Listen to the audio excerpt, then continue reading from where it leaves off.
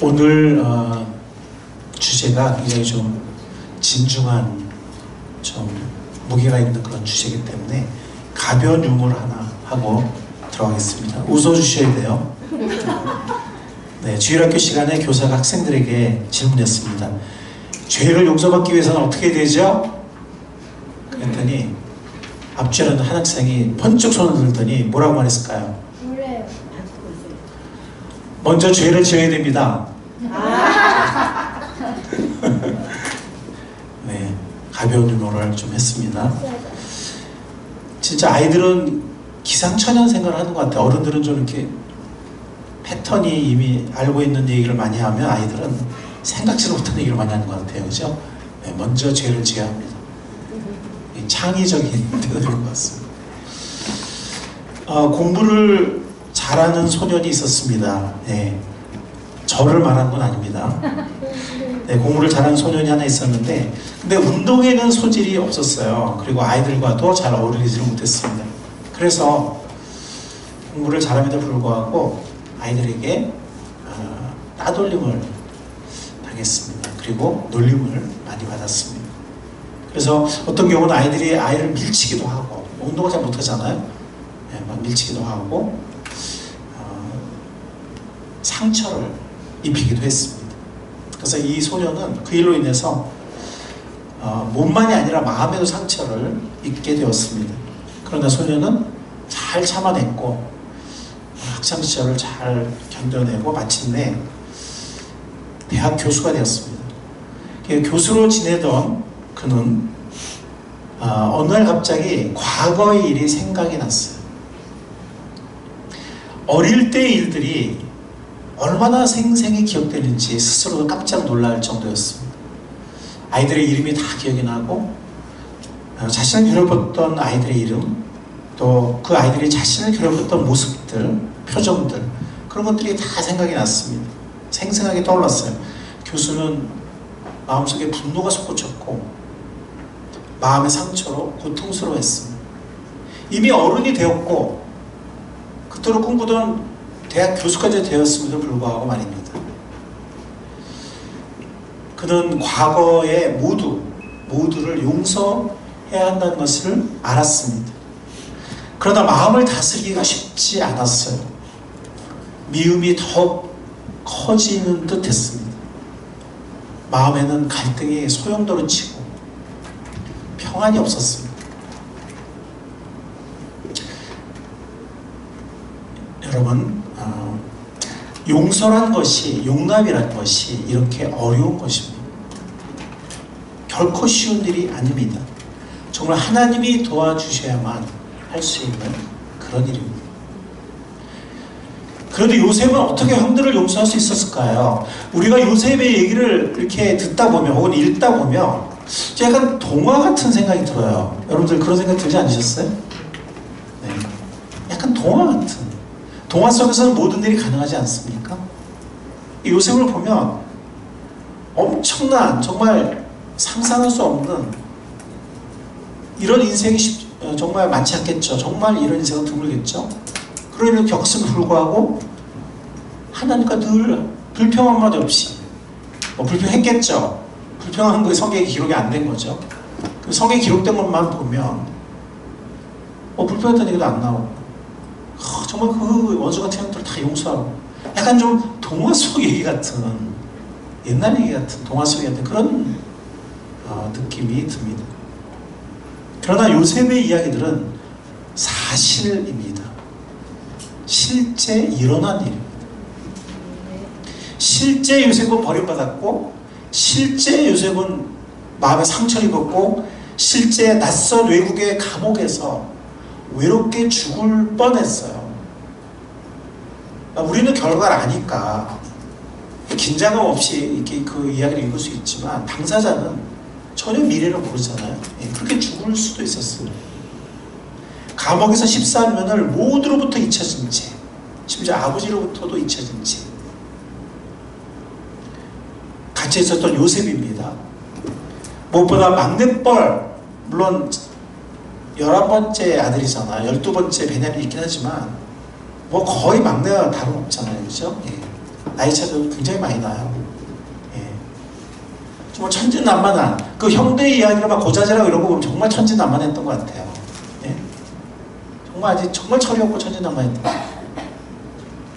그리고 동생으로서 꿈에도 생각지 못한 형들의 자신을 향한 증오와 적개심을 직면하게 됐어요. 경험하게 됐어요. 그 무려 자기를 죽일까 하는 모의도 듣게 되었고 결국에 자신을 팔아넘기는 것을 경험했어요. 형들로부터.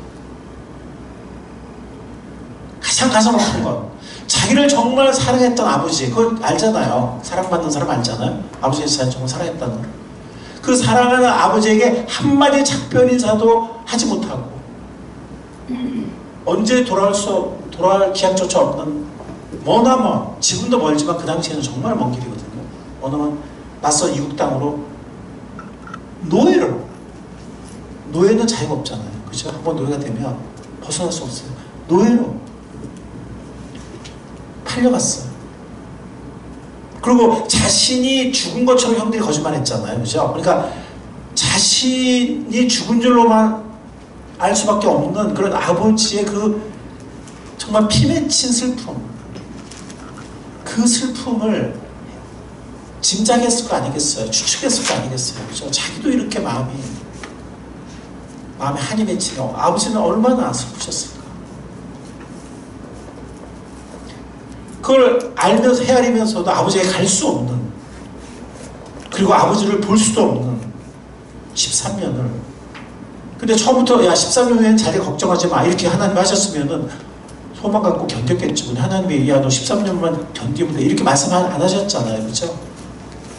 결과적으로 13년이지만 뭐 이게 평생을 갈지 그냥 거기서 감옥에서 병들어 죽은 사람 많잖아요. 그 당시에는 정말 열악하고 비위생적이고 치료도 없었거든요. 인권이 어딨어요. 감옥에서 죽을 수도 있는, 수없이 죽어나가는데 저거나 다시는 이집트 사람도 아니고 이집트 시민권자도 아니고 그냥 낯선 외국의 종이잖아요. 노예였잖아요. 그죠? 그대로 볼 땐 죄진 종.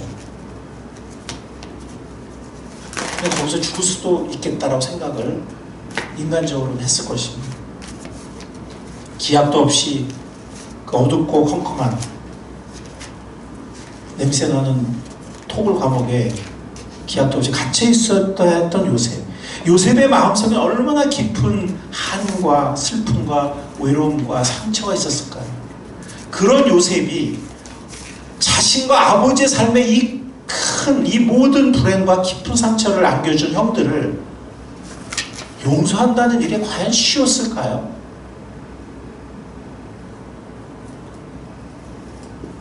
그래서 요셉은 형들의 그 진심을 알기 위해서 굉장히 여러 번 시험을 해요. 이렇게.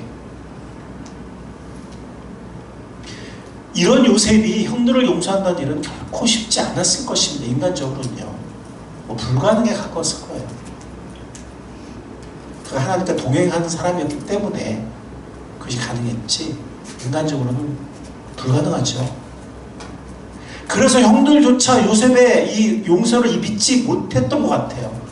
아버지가 돌아나시고 장례 다 끝나고 나니까 형들이 어떻게 하죠? 걱정되는 거예요. 이제 아버지 또 돌아가셨는데 요셉이 이제 아버지 살아계실 땐 참고 있다가 아버지 살아계실 때는 험한 걸 안 보여드리고 잘 이렇게 평안히 보내드리고 요셉이 이제 장례도 다 끝났는데 이제 우리한테 이제 얘들 손 좀 봐줘야 되겠다고 이제 시작하지 않을까? 이제 우리를 그냥 두지 않을 텐데, 그냥 지나가지 않을 텐데 라고 두려워했던 거예요. 의심했던 거예요. 그게 바로 창세기 50장 15절부터의 상황이에요. 한번 보도록 하겠습니다. 오늘 설교 본문 말씀 15절부터 보면 18절까지 여러분과 제가 한번 교독해 볼까요? 네. 요셉의 형제들은 아버지를 여의고 나서 요셉이 자기들을 미워하여 그들에게 당한 온갖 억울함을 안갚음하면 어찌하나 하는 생각이 들어서 요셉에게 전가를 보냈다. 아버지께서 돌아가시기 전에 만드신 유언이 있습니다. 아우님에게 전하라고 하시면서 너희 형들이 너에게 몹쓸 일을 저질렀지만 이제 이 아버지는 네가 형들의 허물과 죄를 용서해 주기를 바란다 하셨습니다. 그러니 아우님은 우리 아버지께서 섬기신 그 하나님의 종들인 우리가 지은 죄를 용서해 주시기 바랍니다. 요셉은 이 말을 전해 듣고서 울었다. 18절 곧 이어서 요셉의 형들이 직접 와서 요셉 옆에 엎드려서 말하였다. 아우님의 종이다. 형들의 말을 전해 듣고 요셉은 울었습니다. 한이 많은 만큼 눈물도 많은 것 같아요. 그러나 요셉의 용서는요, 진정한 용서였습니다. 형들이 의심하는 그런 가짜 용서가 아니었어요. 진정한 용서였어요.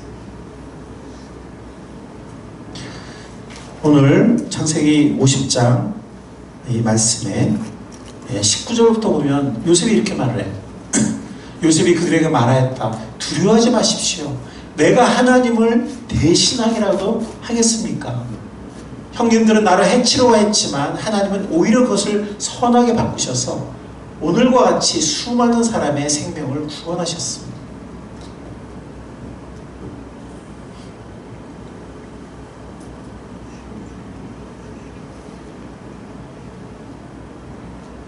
개역개정에는 이렇게 번역하죠. 내가 하나님을 대신하니까.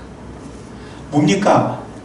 요셉은 이 용서의 문제에서도 하나님을 인정한 거예요. 하나님을 바라본 거예요. 서로를 바라보면 도저히 용서할 수 없어요. 근데 요셉은 눈을 들어서 하나님을 바라본 거예요. 하나님의 살아계시다는 것, 하나님을 인정한 거예요. 그리고 하나님이 그것마저도 선으로 바꾸시는 그런 하나님이신 것을 믿고 인정한 거예요. 그게 바로 요셉의 용서의 비결이었습니다.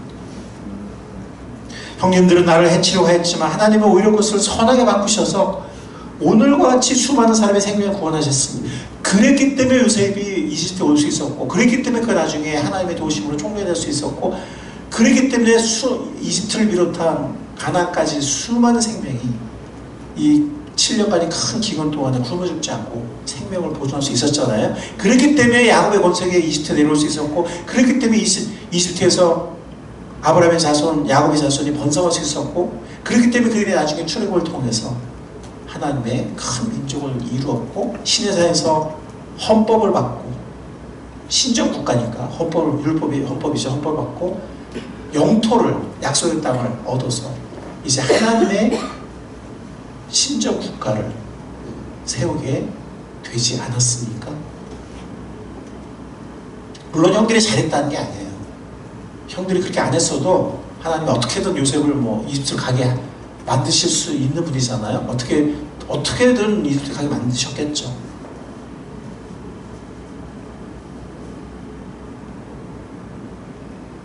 형들이 잘했다는 건 아니고, 잘했다는 게 아니라 정말 나쁜 짓을 했죠.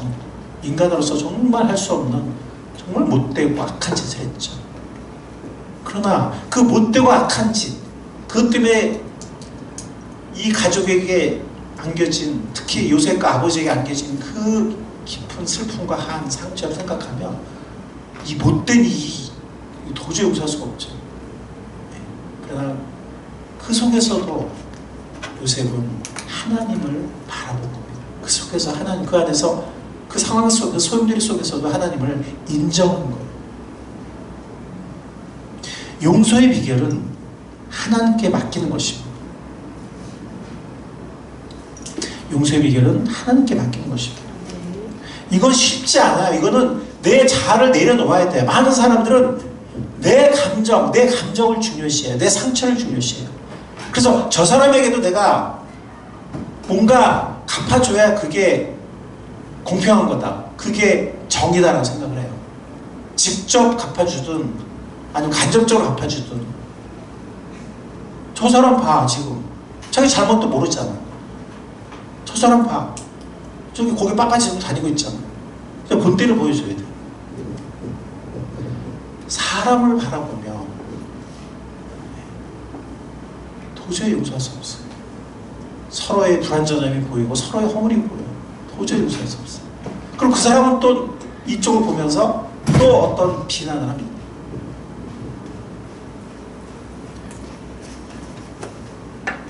용서는 내 자아를 내려놔야 돼요. 하나님께 맡겨야 돼요. 근데 하나님께 맡기지 않으려고 하기 때문에 용서할 수 없는 거예요. 예수님이 하신 말씀, 아버지여 내 뜻대로 마옵시고, 겟세마네 동산에서 하신 말씀, 또 십자가에서 마지막 숨을 거두시기 전에 아버지여 내 영혼을 하나님께 맡깁니다.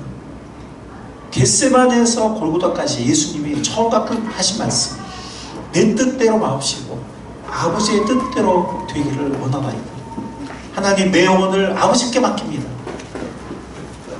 내 생명을 하나님께 맡깁니다. 아버지께 맡깁니다. 했던 그 발자취를 우리가 따라가지 않으면, 그 예수님 뒤를 따라가지 않으면 용서는 불가능합니다. 인간의 힘으로는 불가능합니다. 아키발 하트라는 미국에서 상당히 유명한 상담가가 있는데, 그분이 이렇게 얘기했어요. 용서는 나를 해친, 나에게 해를 준 거죠. 나를 해친 당신을 해칠 수 있는 권리를 포기하는 것이다 했어요. 네, 상당히 우리가 생각해 뜻깊은 말이죠.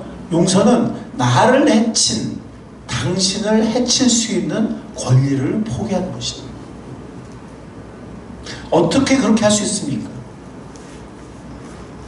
하나님께 맡기는 것입니다. 내 뜻대로 마옵시고 아버지의 뜻대로 되기를 원합니다. 이게 요셉이 한 일이었어요.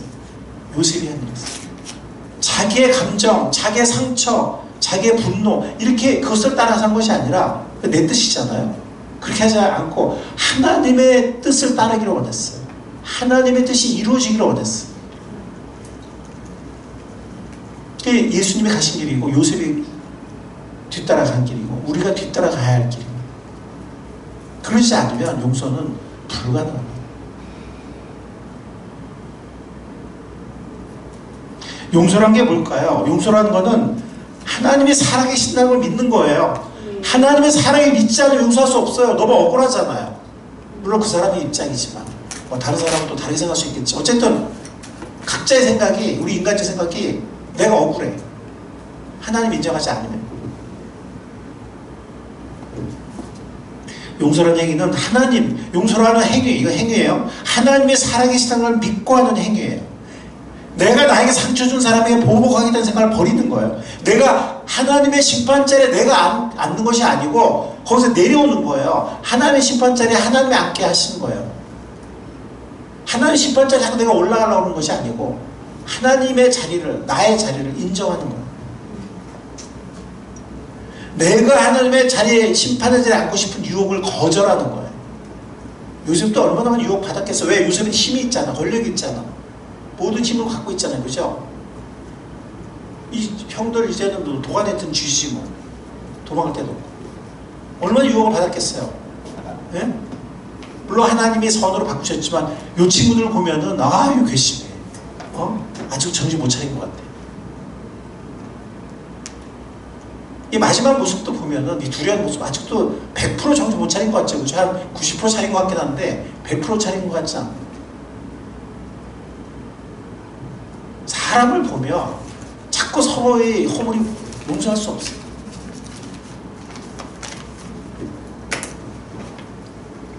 하나님 심판의 자리에 앉고 싶은 유혹을 거절해야 합니다. 살아계신 하나님을 바라볼 때 하나님 우리에게 용서할 수 있는 힘을 주세요. 하나님을 바라볼 때 하나님을 인정합니다. 그럴 때 하나님이 그런 악조차도 선으로 바꾸세요. 그리고 은혜의 역사를 일으키시고 생명의 역사를 일으키십니다.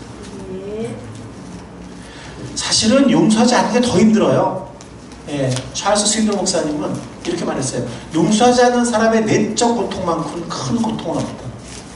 그것은 평안을 거부한다. 그것은 치유를 거부한다. 그것은 망각을 거부한다. 용서하지 않는 게 더 힘들어요. 내적 고통만이 아니라 몸의 고통도 가져와요. 용서하지 않는 사람은 그 신경계통과 그 몸에 엄청난 해를 가하게 됩니다. 이런 내적 고통과 몸의 고통을 용서하지 않는 사람은 겪게 됩니다.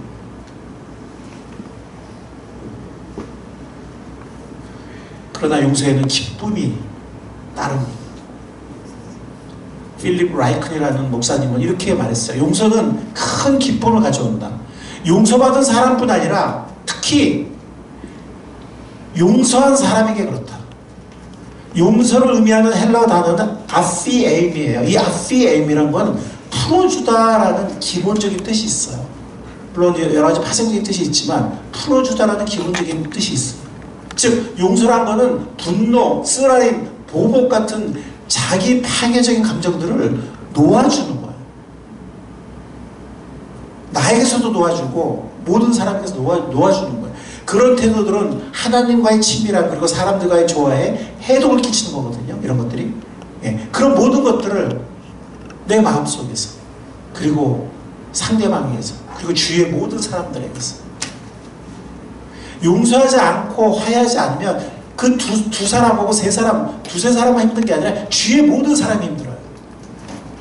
주위의 모든 사람들에게 해독을 끼쳐요. 그러나 누군가 한 사람부터 그리고 서로가 하나님의 뜻에 순종하기 시작하면 그런 모든 것들을 도와주게 되는 것입니다.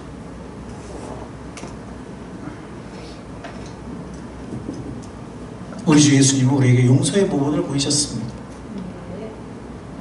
욕을 받았지만 욕으로 갚아주지 않았어요. 억울한 해를 입었지만 저주하지 않았어요. 묵묵히 받아들이셨어요. 어떻게? 하나님께 맡겼기 때문에 내용을 하나님께 맡깁니다.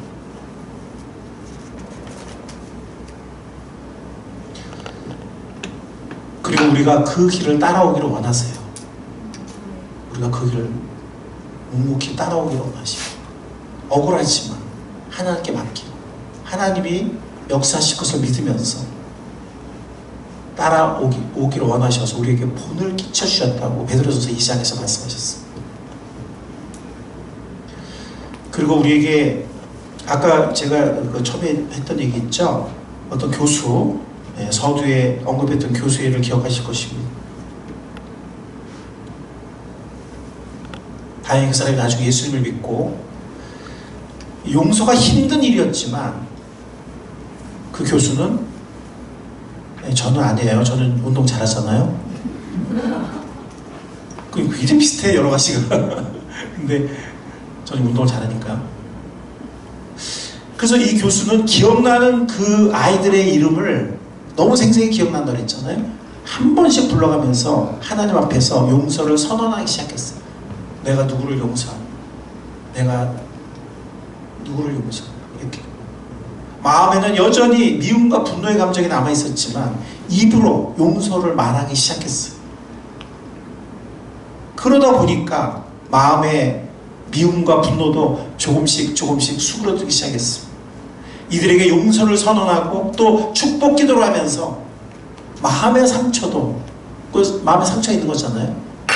점점 조금씩 아물어갔어요. 마침내 그는 미움과 분노의 포로가 되어서 살아왔던 자신을 자유인으로 해방하게 되었습니다. 하나님을 찬양합니다. 그는 미움과 분노의 포로 상태로 살아온 자신을 자유인으로 해방시키게 되었습니다. 하나님의 은혜와 하나님의 능력을 찬양합니다. 여러분들 주는 나의 피난처라는 책을 쓴 코리 텐 붐 여사에 대해서 들어본 적 있습니까? 혹시 들어보셨던 분? 아시는 분? 이 코리 텐 붐 여사는 제2차 세계대전 당시에 사실 네덜란드 사람이 유태인이 아니에요. 네덜란드 사람인데 네덜란드의 코리 텐 붐 여사의 집에 이 가족이 도망쳐 들어온 유대인 한 사람을 숨겨주기 시작했어요. 그러다 보니까 그들의 아픔과 그들의 슬픔을 이제 알게 되었고 점점 많은 유대인들을 숨겨주기 시작했어요. 그래서 굉장히 많은 유대인을 숨겨주고 있다가 그러면 많은 사람을 숨겨줄수록 탄로가 날까 안 날까요? 결국은 탄로가 나서 유대인들이 잡혀간 그 악명 높은 포로 수용소에 유대인이 아니었음에도 불구하고 같이 잡혀가게 되었어요. 그리고 유대 온 가족이 포로 수용소에 잡혀 들어간 지 열흘 만에 아버지가 돌아가셨어요. 부모와 언니도 가혹한 고문을 이기지 못해서 수용소에서 죽었지만 이 강제 수용소, 죽음의 강제 수용소, 고리테프 여사는 구사일생으로 살아서 고국 네덜란드로 돌아오게 되었습니다.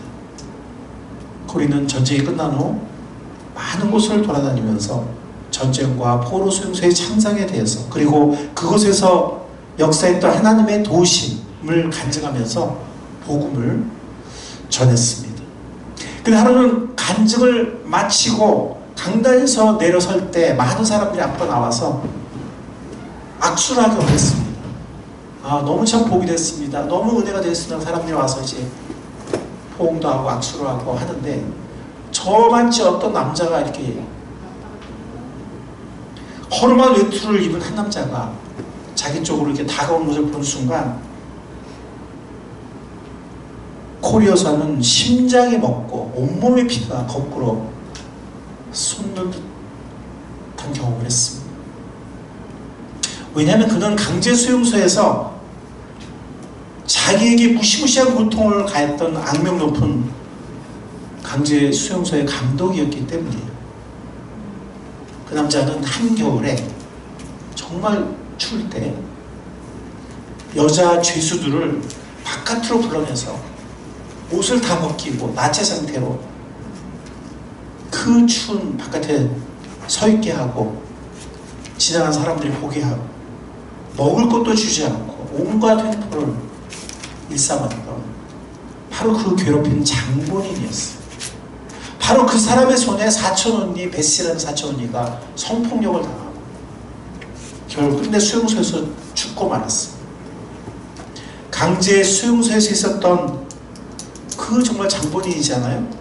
그 악몽 같은 괴로운 기억들이 주마등같이 스치는데 앞에 있는 그 남자가 악수하겠다고 손을 벌리고 다가오고 있는 것이었습니다. 그 남자는 전쟁 당시에 수많은 여자 포로들을 괴롭히고 죽였기 때문에 코리 여사를 알아보지 못했어요. 그러나 코리 또 나이도 들었고 이제는. 근데 고리테프 여사는 꿈에도 그 얼굴을 잊을 수가 없었어요. 세월이 흘렀지만 도저히 손을 내밀어서 그 손을 잡을 수가 없어가지고 얼른 마음속으로 기도를 했어요. 뭐라고 기도했냐면 예수님, 저는 하늘에서 벼락이 떨어져서 이 사람을 때리기 전에는 용서할 수 없습니다. 저를 도와주십시오. 저는 도저히 이 사람만큼 용서할 수 없습니다. 예수님, 저를 좀 이해해 주십시오. 나 저 손 잡을 수 없습니다. 이렇게 속으로 기도했습니다. 그러자 예수님이 그 순간에 말씀하셨습니다. 코리야, 나는 내 얼굴에 침을 뱉고 내 뺨을 때리고 욕을 하고 내 머리에 가시면을 씌우고 살점이 뜯어져 나가는 채찍질을 수없이 가했던 그 사람들을 내가 용서하지 않았는데 아무런 잘못 없는 나를 내 팔과 다리에 못을 받고 나를 십자가에 매달아서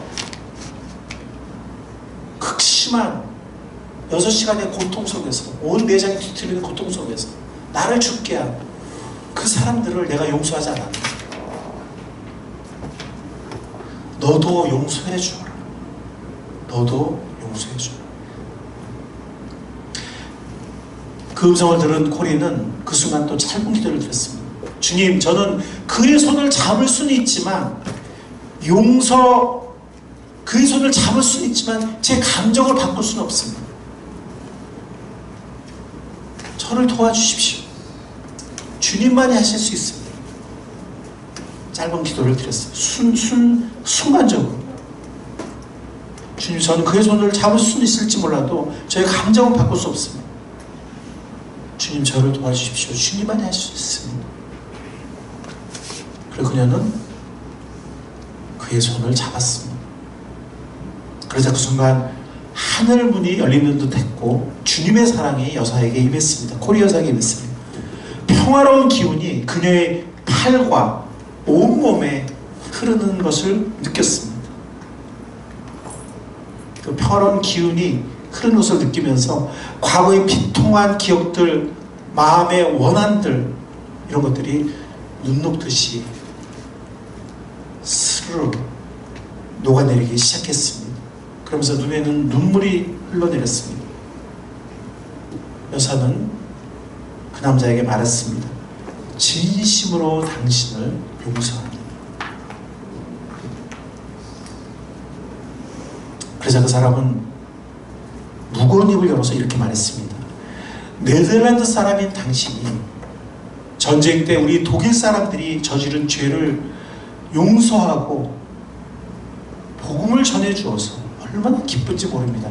아마 이렇게 말한 이 순간까지도 이 사람은 자기가 개인적인 그런 관계인 줄 몰랐던 것 같아요.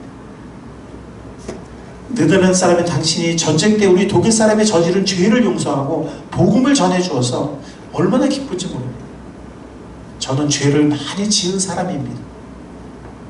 죄를 용서받고 새 사람이 되기 위하여 오늘 주님 앞에 나왔으니 저를 위해서 기도해 주십시오.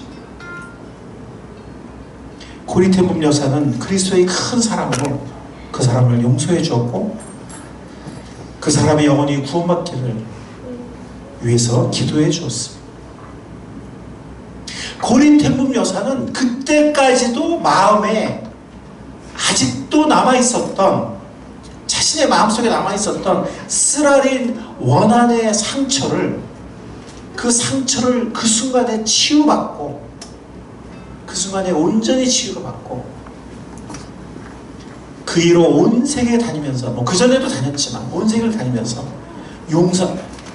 하나님의 용서와 사랑을 힘있게 전할 수 있었다고 고백하고 있습니다.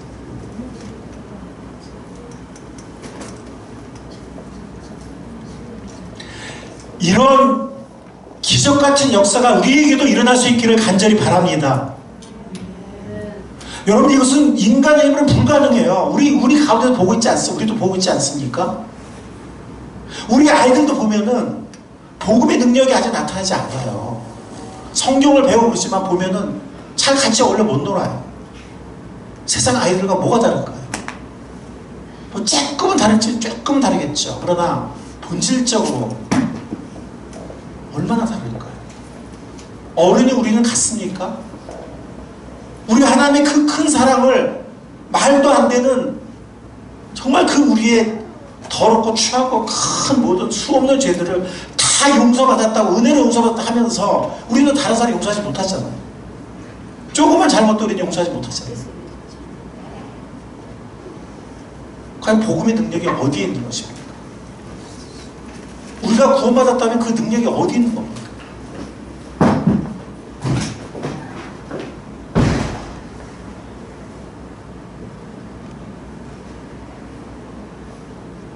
세상 사람들은 우리의 말을 듣고 싶은 게 아니라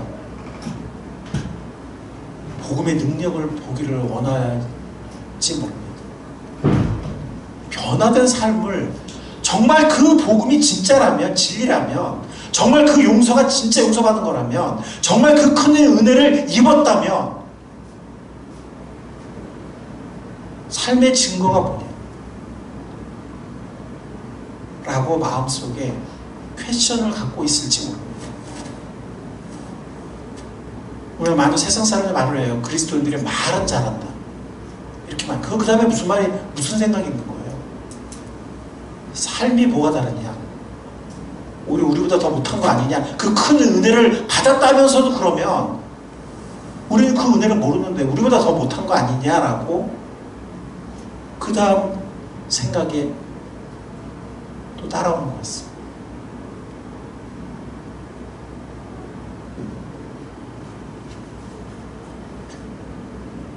그리스도의 모습을 보여주는 게 정말 중요합니다. 세상 사람들은 더 이상 말을 듣기를 원치 않아요. 보기를 원해요. 복음의 능력을 보기 원하고 하나님의 은혜를 경험한 사람의 모습이 어떤 건지를 보기를 원해요. 아, 저 사람이 하나님의 은혜와 용서를 경험한 사람이구나. 하고 보기를 원합니다.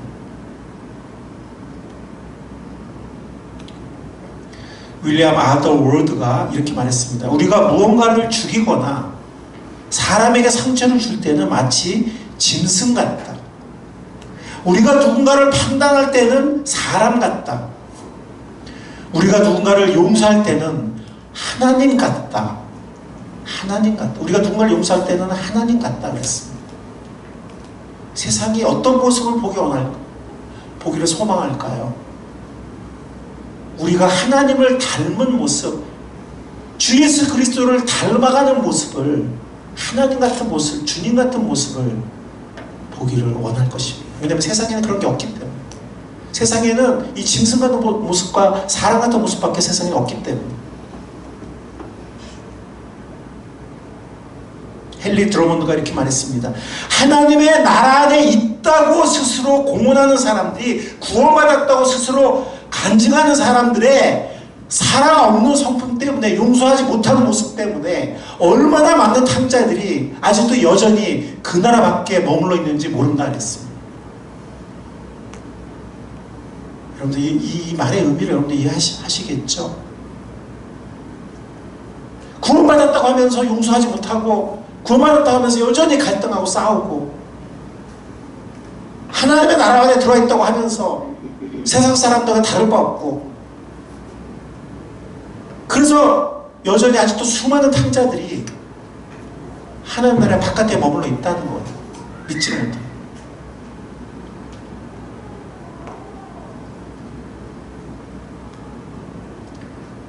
우리 안에 복음의 능력이, 은혜를 경험한 사람들, 용서를 경험한 사람들의 삶의 변화들이 나타날 수 있기를 간절히 소원합니다.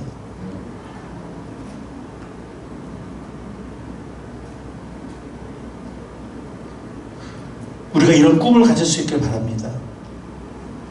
용서하고 화해할 수 있는 하나님의 능력이 우리 가운데 나타나는, 용서 화평이라는 성령의 열매가, 성령님의 열매가 우리 가운데 맺히는 그런 일들이 우리 가운데 일어날 수 있기를 소원합니다. 우리에게 그런 꿈이 있습니다. 사람들이 이러한 것을 실제로 보거나 알게 될 때 그들이 정말 하나님이 정말 계시구나, 하나님이 살아계시구나 알게 될 것입니다.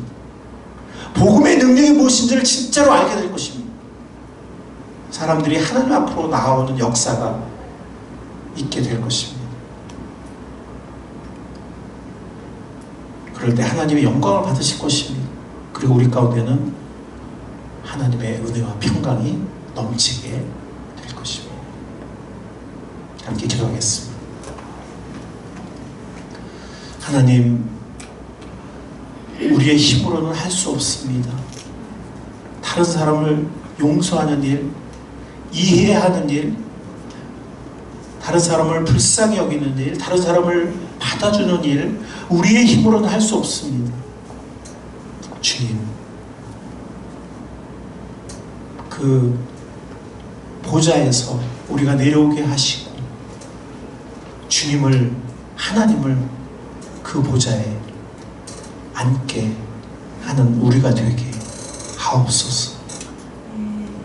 우리 가운데 용서하고 화해하는 그 하나님의 능력이 나타나게 하옵소서. 용서받고 은혜를 입은 자의 모습이 나타나게 하옵소서. 영원한 멸망에서, 지옥에서, 심판에서 용서받은 자, 구출받은 자의 모습이 우리의 삶 가운데 나타나게 하옵소서.